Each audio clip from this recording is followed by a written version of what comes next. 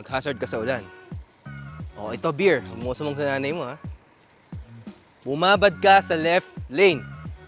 These are just the things that you hear from our titos. And man, hindi ka ba't kayo nakikinig sa mga ganun. But, this is a different kind of T2. This is the Jetour T2.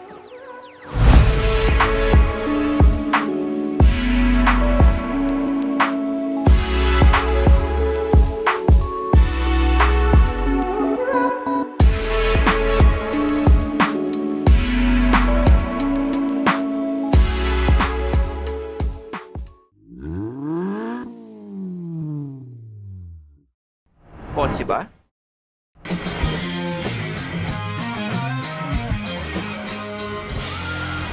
Philkotse na.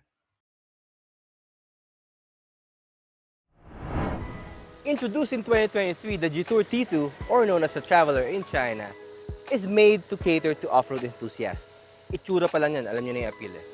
And we get to drive on all the way to Clark to witness a renewed partnership between Midori Clark and Jetour Auto Philippines.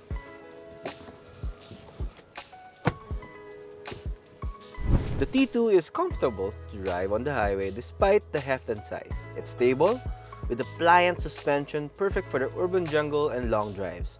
The brakes, however, need a bit of adjustment kasi medyo may delay bago kumagat. Powered by a turbocharged 2-liter gasoline engine, the T2 makes 251 horsepower and 390 Nm of torque. It has more horsepower than your typical midsize SUV like the Toyota Fortuner, but has significantly lower torque. The thing is, the Jetour T2 is significantly lighter than the Toyota Fortuner. And ramdam mo yan while driving. It doesn't lack power, it can overtake well, and that 7-speed DCT is heaven sent, especially for quick shifts at high speeds. But admittedly, the torque deficit compared to the Toyota Fortuner, ramdam mo rin. Or actually, hindi mo siya mararamdaman yung pull when you're accelerating hard with the Jetour T2. And yan ang aabangan natin sa plug-in hybrid variant ng Jetour T2 na hopefully darating sa Pilipinas soon. The T2 also sits slightly low to the ground than other SUVs with 220mm. That sounds good for driving dynamics and comfort, but not exactly the best figure for off-roading. But that isn't what the T2 is.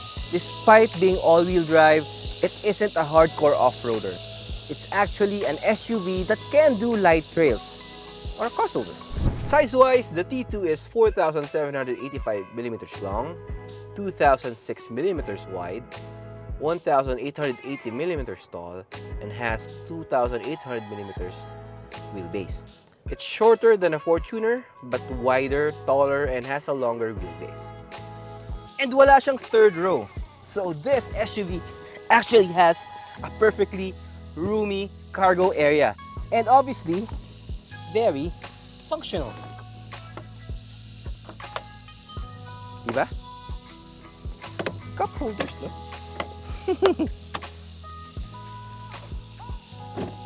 That roominess is also found on the second row, which also gets AC vents, USB-C charging ports, and I like the leather seats with suede inserts here. They feel nice. Same space dito sa driver's seat, but you're greeted with a lot of screens.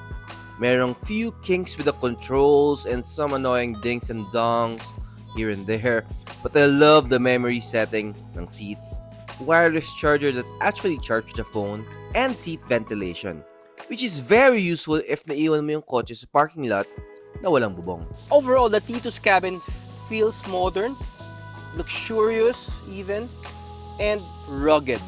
And it's actually very tech-filled. Marami siyang tech features like adaptive cruise control, lane keeping assist, everything that new or younger car buyers are looking for. That's the same theme outside. The Jetour T2 matches the appeal of its contemporaries in the market like the Land Rover Defender and recently nga the Ford Bronco. It's the same recipe. Boxy, macho, wide fenders. And may malaking branding sa grille. Diba? With LED sa harap and likod, evidently the Jetour T2 has an appeal to its fans to the point that the first units or the first batch of T2s na dumating sa Pilipinas sold out isa sa mga first owners, is si T2 Soto. Get it? But kidding aside, the T2 practically sold itself with a price tag of 2.49 million pesos for the Beyond variant. Yes, I hear you. Mahal para sa Chinese SUV? Yes, I agree. But, makapaisip ka nga it's actually parang, do you buy a 7-seat SUV na typical or common na nating nakikita? Or do you get this very attractive and head-turning vehicle? Actually, another thing to consider is, Jetour is very courageous or daring for bringing this car. Kasi di siya yung typical Chinese vehicle na turbocharged 1.5 liter. This has a 2 liter. So, Jetour didn't enjoy any tax break for this vehicle. As I've said, daring. But I think may alas ang Jetour sa T2. Just look at that car. Diba? My name is Jacob Oliva, the content head of Philkotse.com. See you on the next video. Thanks for watching. For the latest news, reviews, and anything you want to know about cars and car ownership, visit Philkotse.com. Follow us on YouTube, Facebook, Instagram, and Spotify para hindi ka huli sa usapan. Tandaan, kotse ba? Philkotse na!